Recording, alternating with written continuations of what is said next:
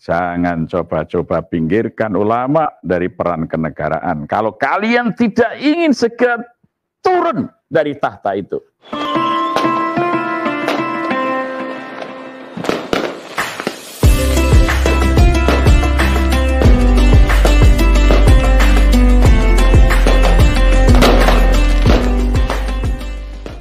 Assalamualaikum warahmatullahi wabarakatuh.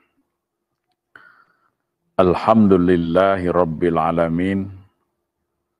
Wa bihi nasta'inu ala umuri dunya waddin. Asyhadu an la ilaha illallah iyyahu na'budu wa iyyahu nasta'in. Wa asyhadu anna Muhammadan abduhu wa rasuluh alladzi mab'atsu rahmatan lil alamin. Allahumma salli wa sallim wa barik ala Sayyidina Muhammadin wa ala alihi wa sahbihi ajma'in.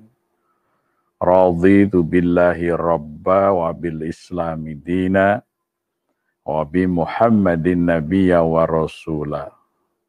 Rabbi zidni ilma warzuqni fahma. Amin. Yang saya hormati Ketua Umum DPP PKS Daerah Istimewa Yogyakarta, Akhi Agus Masudi. Yang saya hormati Ketua BPU DPP PKS Ustadz Sofyan dan seluruh peserta meeting Zoom pada malam hari ini, yang insya Allah semuanya dirahmati Allah Subhanahu wa Ta'ala. Kita bersyukur di hari-hari yang sangat bersejarah ini kita dapat menelisik kembali pesan-pesan historis, pesan-pesan kesejarahan yang berkait dengan masjid dan Indonesia. Soekarno atau Bung Karno sebagai seorang pelaku sejarah, tapi juga seorang sejarawan, dia meninggalkan sebuah pesan kepada bangsa ini melalui monumen-monumen yang dibangun berupa masjid. Yang pertama kali dibangun yaitu di masa Republik Indonesia Syarikat. Ketika itu Yogyakarta sebagai ibu kota Republik Indonesia 1945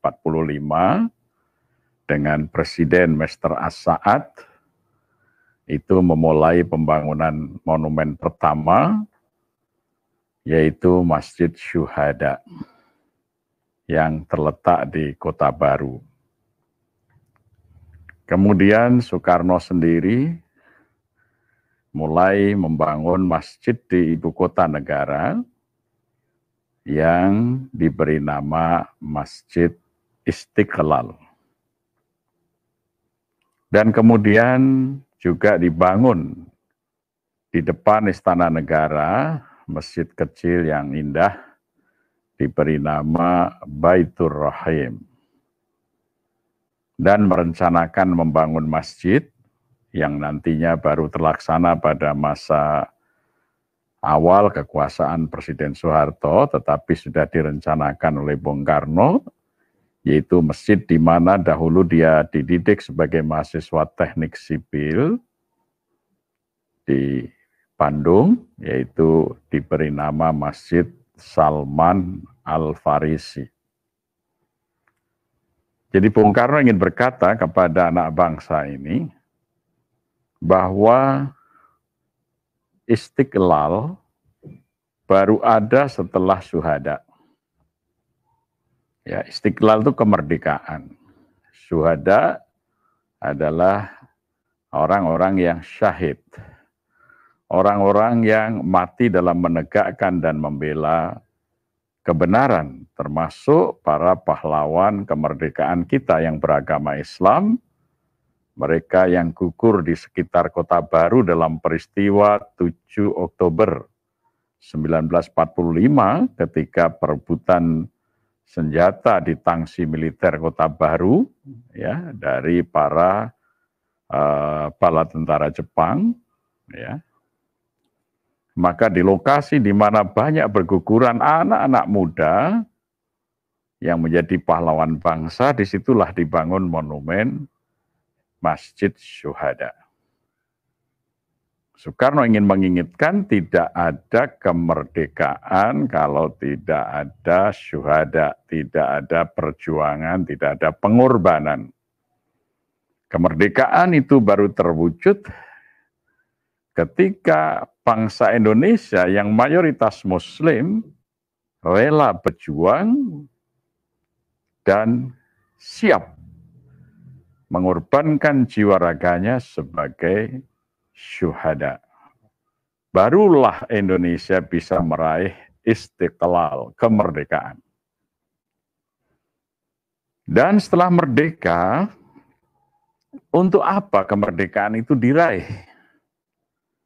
Digambarkan bahwa tujuan dari kemerdekaan itu adalah disimbolkan dengan Masjid Baitur Rahim.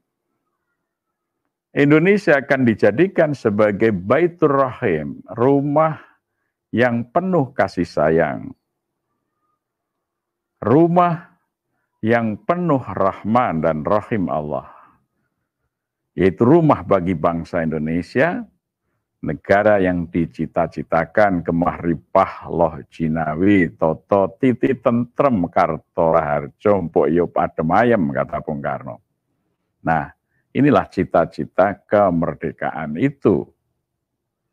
Kemerdekaan diperjuangkan untuk itu. Jangan sampai di negara yang merdeka, rakyat terutama bumi putra masih hidup sengsara. Itu tidak boleh terjadi. Ya, Bung Hatta tahun 1931 sudah menulis, untuk apa kita merdeka? Kita merdeka karena kita ingin tidak ada lagi bumi putra yang hidup sengsara di tanah tumpah darahnya yang kaya raya. Kita tidak ingin ada lagi si Kromo, si Marhen yang hidup sengsara di negerinya sendiri. Kita ingin bumi putra menjadi pemimpin di negeri ini.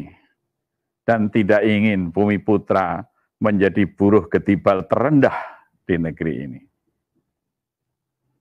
Itulah cita-cita kemerdekaan yang ditulis oleh Bung Hatta, yaitu kecemerlangan bumi putra. Karena semasa penjajahan bumi putra adalah kelas yang sangat direndahkan dan dihina. Di dalam Indese Stadregeling pada pasal 156, warga negara Hindia Belanda itu dikategorikan dalam 3 kelas. Kelas utama adalah Belanda dan orang-orang Eropa, kelas kedua adalah Tionghoa, dan kelas yang paling dihinakan di masa kekuasaan itu adalah Inlander atau bumi putra. Maka bumi putralah yang pertama kali menggeliat untuk memperjuangkan kemerdekaan. Dan bumi putra mayoritas adalah kaum muslimin. Oleh karenanya perjuangan kemerdekaan itu perlawanan yang dilakukan oleh para santri dan para kiai, para tokoh-tokoh agama, para ulama. Ya, maka kalau kita menyimak babon sejarah Indonesia yang ditulis oleh B.J. Bolen, perlawanan Indonesia ini disebut sebagai santri insurrection, perlawanan kaum santri. Sejak pertama kali digelurakan oleh seorang ulama yang menjadi raja di Mataram, yang kita kenal sebagai Sultan Agung Hanyokrokusumo, ya, dan terus berlanjut para sultan-sultan di Nusantara melakukan perlawanan. Oleh karena itu, perlawanan kaum muslimin yang berbasis masjid itulah yang kemudian melahirkan upaya untuk mendisfungsikan masjid di mana di masa Belanda setelah mereka memenangkan perang dalam perang Jawa terbesar yaitu perang Diponegoro, maka fungsi-fungsi masjid mulai didegradasi. Dihapuskannya peradilan Surambi, peradilan rakyat yang dilaksanakan di serambi-serambi masjid, kemudian ditarik ke kantor-kantor pengadilan. Kemudian juga kita bisa melihat bahwa pendidikan para pangeran juga dilakukan di masjid, juga sudah dihilangkan, dibangun sekolah misi, ya, dan seterusnya, sehingga masjid tidak boleh difungsikan kecuali hanya tempat sholat Jumat, dan peringatan hari besar Islam. Masjid yang semula sangat strategis perannya dalam kehidupan masyarakat Muslim Indonesia, terutama merupakan tempat menyiapkan kader-kader pemimpin, ini langsung dilucuti fungsi itu. Padahal sebagaimana dicontohkan oleh Rasulullah SAW, begitu beliau membangun masjid di tengah kota Yathrib, yaitu masjid yang beliau tinggal di dalamnya, yang kita kenal Masjid Nabawi, di situ langsung dibangun sufah, yaitu asrama untuk kader-kader pemimpin. Jadi sebetulnya kalau masjid tidak ada program dan tidak ada sarana serta biaya anggaran untuk menyiapkan pemimpin-pemimpin bangsa, sebetulnya itu bukan masjid, tetapi musola saja. Karena salah satu fungsi terpenting masjid adalah tempat menyemai calon-calon pemimpin. Nah, itulah yang kemudian kami jadikan tagline di Masjid Jogokarian, dari masjid kita menyiapkan pemimpin-pemimpin bangsa. Jadi kalau kembali kepada pesan melalui monumen tadi, terus bagaimana kita bisa meraih cita-cita kemerdekaan itu, maka digambarkan oleh Bung Karno menyiapkan SDM yang berilmu dan bertakwa, tetapi sekaligus menguasai ilmu pengetahuan dan teknologi. Maka dibangunlah masjid itu di pusat ilmu teknologi yang dikembangkan di Bandung. Maka dibangunlah Masjid Salman Al-Farisi. Diambil nama seorang sahabat Rasulullah, Ahlus Sufah, yang dididik di masjid, ya. Tapi juga seorang arsitek, seorang ahli strategi yang menginisiasi pertahanan dengan Farid, ya, perang Khandaq, dan juga yang membangun atau membuat desain masjid sesudah masa Rasulullah Shallallahu Alaihi Wasallam. Dan beliau mengembara jauh sampai ke Palestina dan dimakamkan di Jabal Zaitun, ya, di bukit yang dekat dengan Masjid Al-Aqsa. Jadi kita bisa melihat bahwa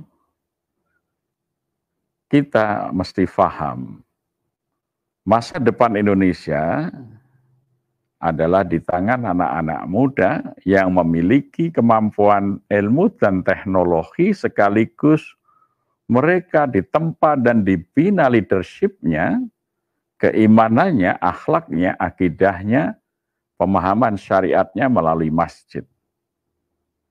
Digambarkan dengan pembangunan Masjid Salman Al-Farisi di kampus ITB Bandung. Itulah pesan daripada Soekarno. Dan Bung Karno kemudian membangun Menara Bung Karno, yang karena tidak selesai sepenuhnya di masa beliau, kemudian diganti nama Monas, Monumen Nasional. Itu dulu namanya Menara Bung Karno, ya. Pada saat itu Bung Karno membangun istana, di depan istana itu dipasang patung Pangeran Diponegoro yang menaiki kuda putih, memakai pakaian seorang ulama, ya, pakai jubah putih, ya, kemudian memakai ikat kepala sorban putih, memegang tasbih dan keris, serta telunjuknya menunjuk ke arah istana negara. Seakan-akan mengingatkan kepada yang duduk di istana bahwa kalian bisa bertahta di istana negara ini adalah karena perjuangan kami para ulama.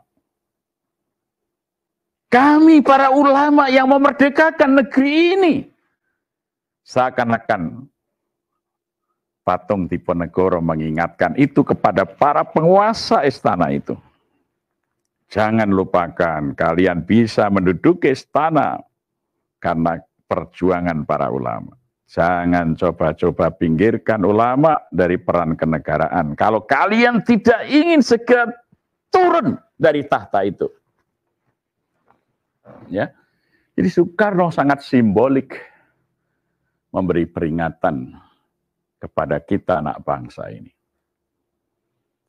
Nah, oleh karena itu masjid merupakan tempat yang paling strategis untuk pembinaan bangsa. Masjid tersebar di seantero negeri kita ini lebih dari 800.000. Kalau Pak Yusuf Kalla, Ketua GMI, mengatakan sekitar 350.000. Tetapi Kementerian Agama menyebut hampir mencapai 800.000. Jadi kalau kita bisa melihat dari sisi jumlah dan sebarannya, ini merupakan satu potensi yang sangat luar biasa.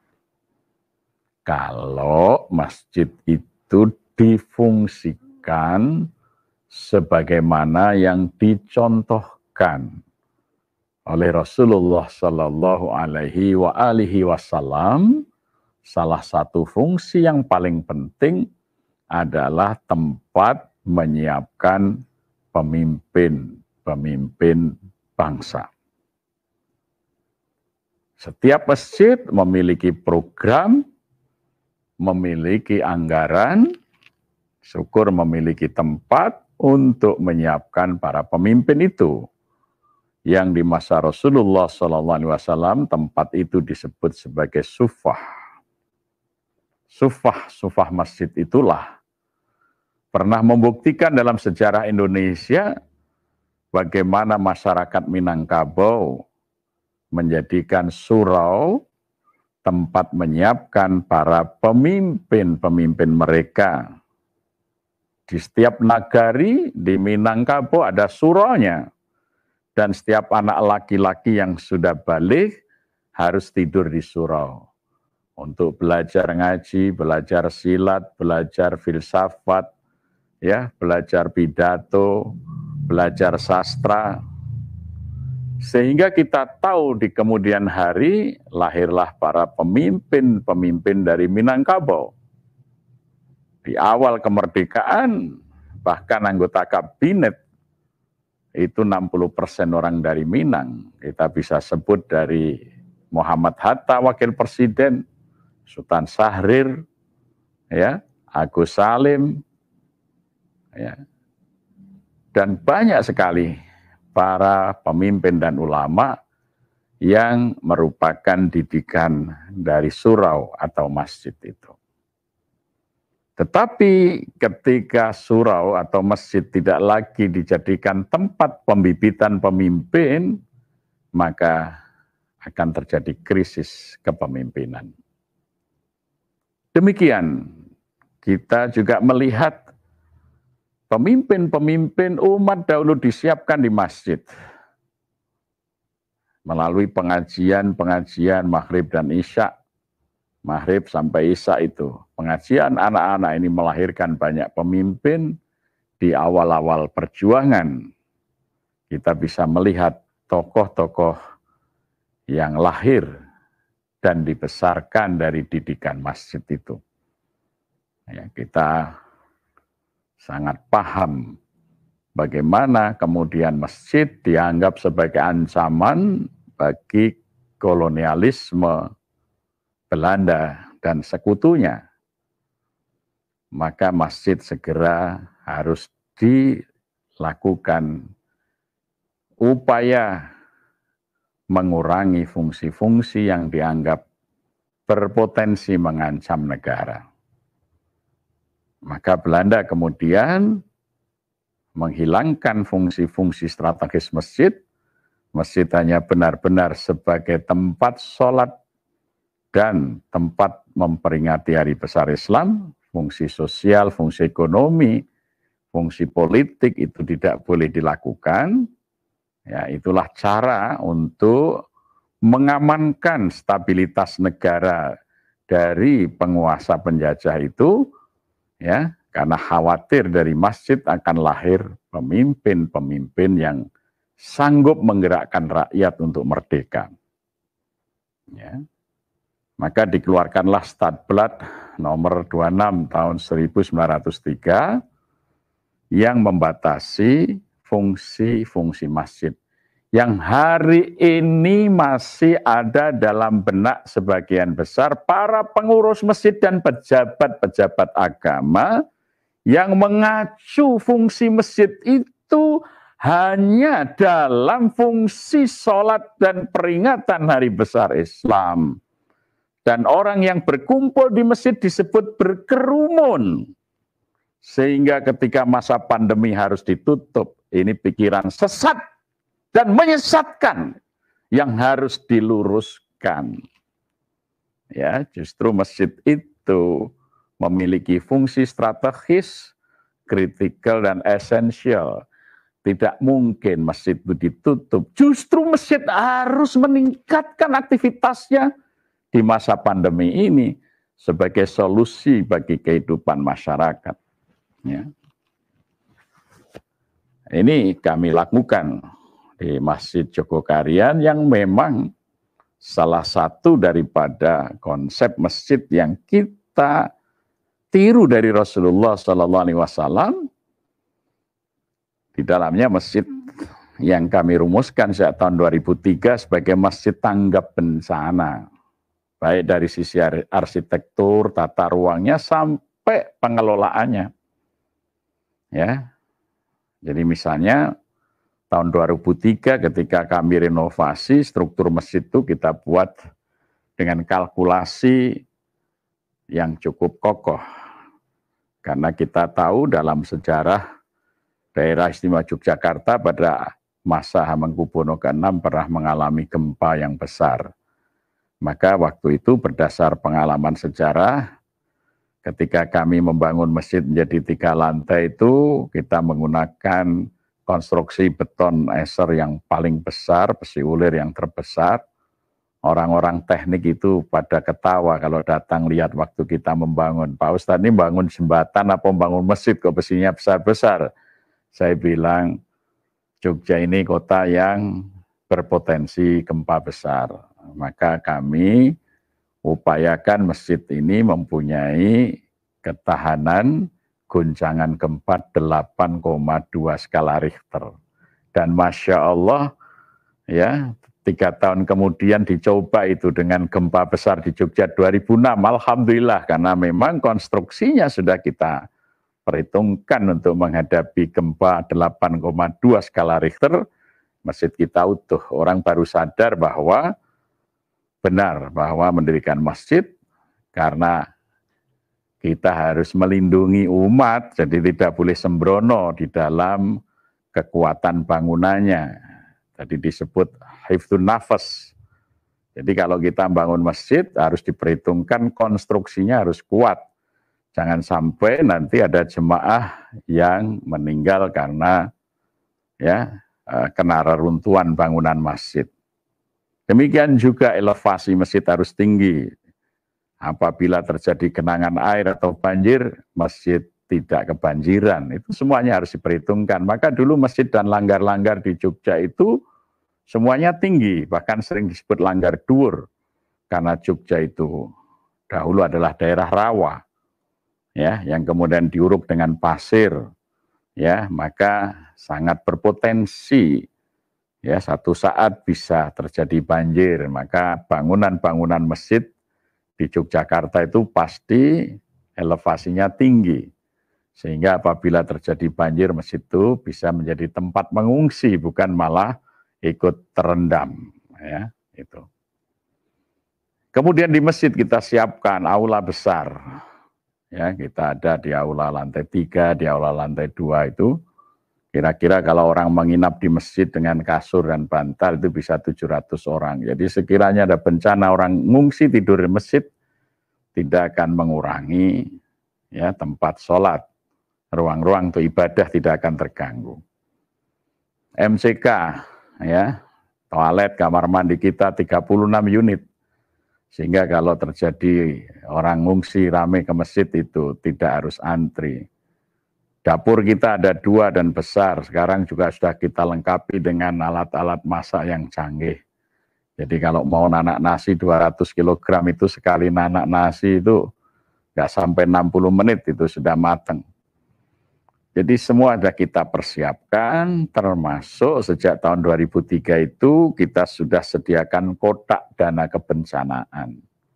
Sehingga setiap ada bencana nasional, relawan Masjid Jogokarian yang kita bentuk ya sejak tahun 2004 sudah terjun ke Banda Aceh, ya, kemudian juga ke beberapa daerah sekitar Aceh itu, yaitu karena kita ada relawan masjid yang kita bentuk. Dan di masa pandemi ini, sejak awal pandemi, ya kas kebencanaan kita masih ada saldo sekitar 400 juta. Dan kas berjalan selama masa pandemi khusus dana kebencanaan itu mencapai 2 miliar. Sehingga kita bisa melindungi masyarakat di masa pandemi. Sejak dari membagikan masker gratis, sanitizer gratis, disinfektan gratis, bahkan kita ketika kesulitan sanitizer, disinfektan, kita bisa memproduksi alkohol sendiri. Kita kerahkan ibu-ibu untuk mengupas singkong, kita buat tapai, tapainya kita olah jadi etanol, kita suling jadi alkohol, kita bisa membuat sanitizer, disinfektan, sabun, dan lain sebagainya. Kemudian mereka yang sedang kehilangan pekerjaan dan penghasilan, masjid menyediakan pekerjaan, jadi ada 36 warga yang kami berikan kain, dan mereka menjahit di rumah untuk menjadikan masker, dan 36 warga yang kita berikan upah, satu masker itu 35.000 ongkos jahitnya, bahannya sudah dari kita. Ya, Anda bisa bayangkan di saat mereka kesulitan penghasilan, masjid bisa menampung 36 orang dengan penghasilan paling sedikit itu 1.500 kali 75 per hari. Ya. Kita sediakan makanan, asupan makanan bergizi, bantuan sembako, ya biasanya hanya 480 peks. Setiap setengah bulan di masa pandemi kita lipatkan lebih dari 2 kali. Kemudian juga ya kita bisa membantu mereka yang terpapar COVID, yang isolasi mandiri kita subsidi dengan uang tunai, tetapi juga kita cukupi kebutuhan makannya. Kepala keluarga yang tidak bisa bekerja sebagai sumber pendapatan keluarga, kita subsidi kehidupan keluarga itu. Dan ketika kesulitan oksigen, masjid menyediakan suplai oksigen. Ya, tidak hanya tabung-tabung oksigen kita siapkan di masjid, tetapi juga mesin untuk oksigen kita beli, kita siapkan. Mereka yang meninggal di masa COVID itu kita punya tim pemulasaraan, dan bahkan kita membiayai biaya rumah sakit sampai ke pemakamannya itu.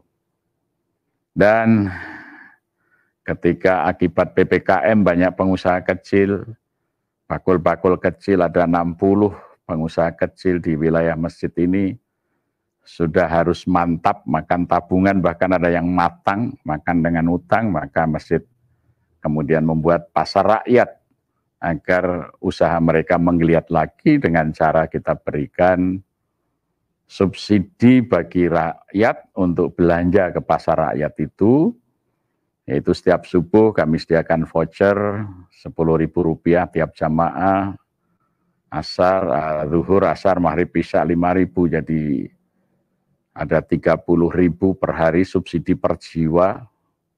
Kami mengeluarkan awal-awal 500.000, 5 juta. Hari-hari ini sudah mencapai 10 juta satu hari kita subsidikan kepada rakyat untuk bisa mereka ini belanja di pasar rakyat, menghidupkan usaha-usaha kecil yang ada dalam binaan UMKM, binaan Masjid Jogokarian. Itulah masjid sangat diperlukan eksistensinya di masa pandemi. Jadi tidak masuk akal kalau masjid harus ditutup, kecuali langgar atau musola. Karena masjid punya peran yang sangat strategis, kritikal, dan esensial. Hanya orang yang tidak paham masjid saja yang menyuruh masjid tutup. Ya.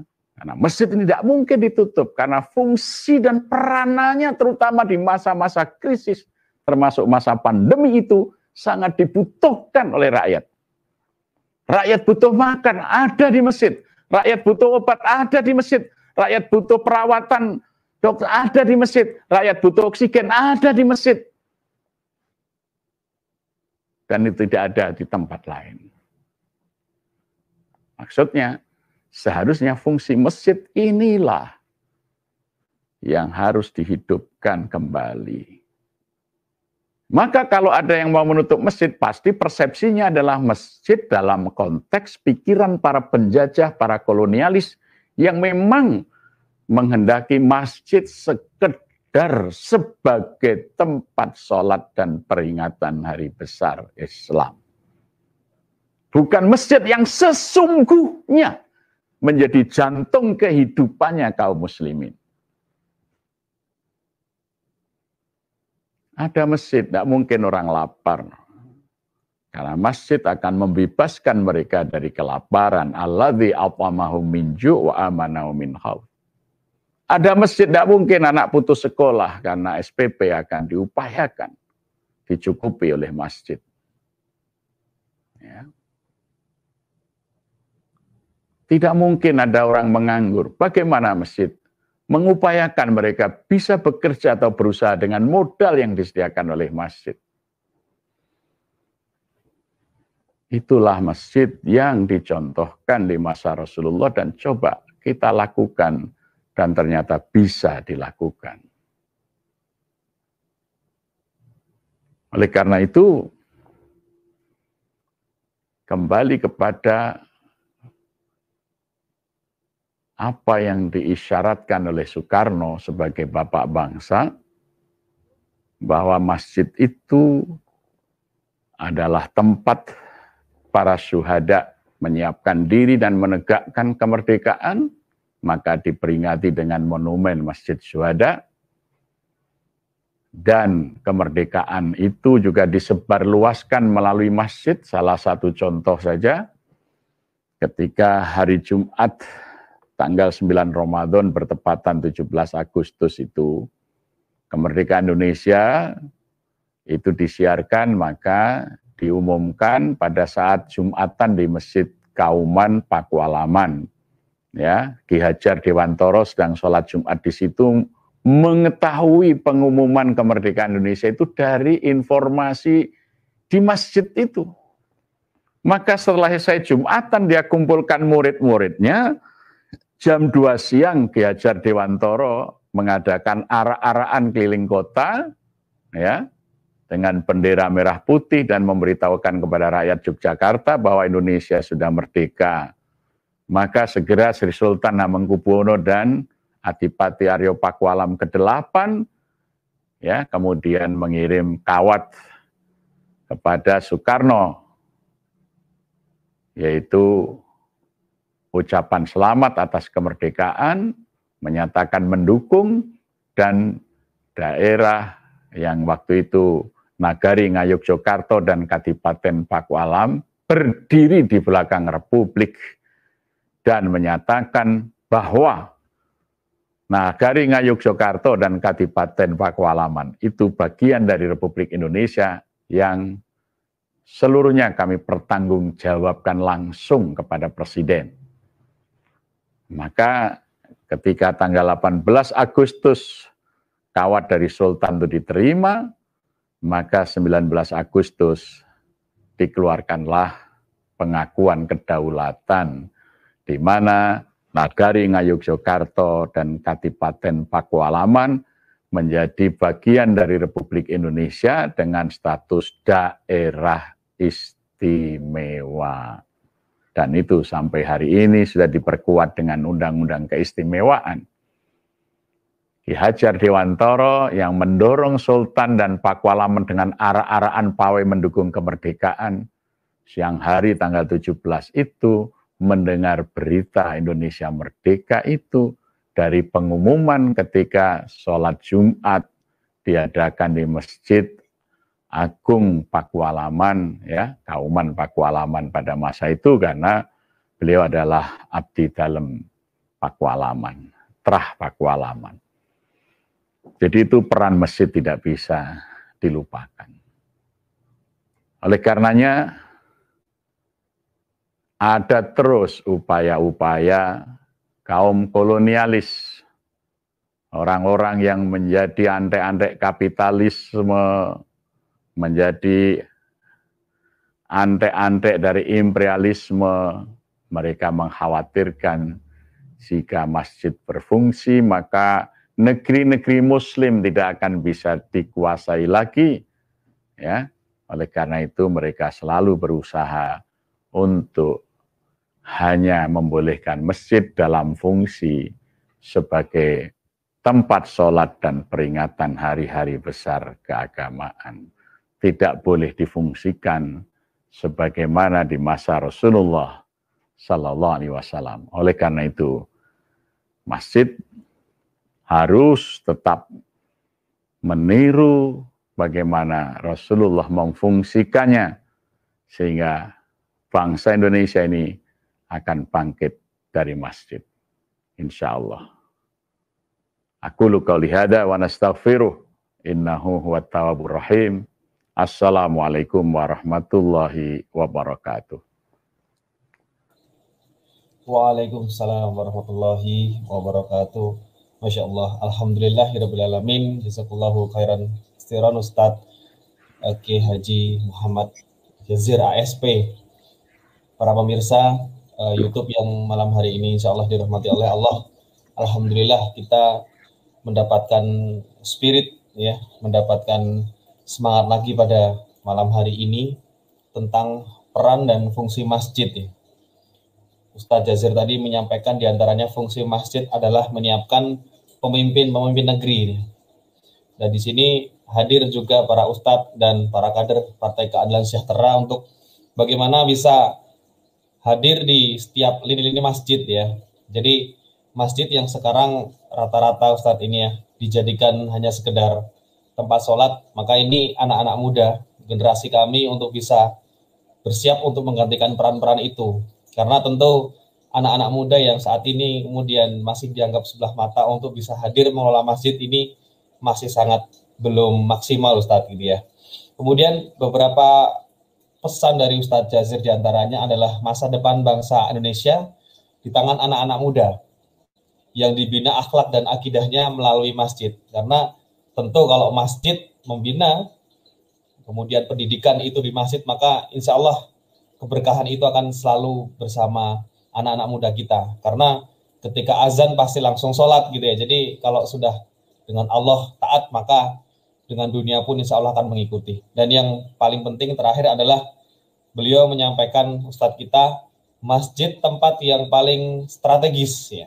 Masjid adalah tempat yang paling strategis untuk apapun, segi ekonomi, segi sosial, kemudian politik juga semua berawal dari masjid.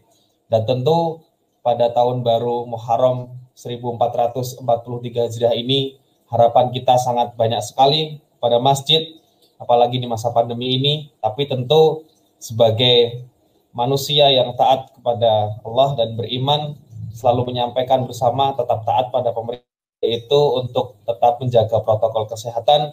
Dan kita doakan bersama Ustadz Jazir, ASP, beserta para guru kami yang lain, Ustadz Partai Keadilan Sejahtera dan Ustadz di seluruh Indonesia untuk senantiasa diberikan sehat oleh Allah Subhanahu wa Ta'ala.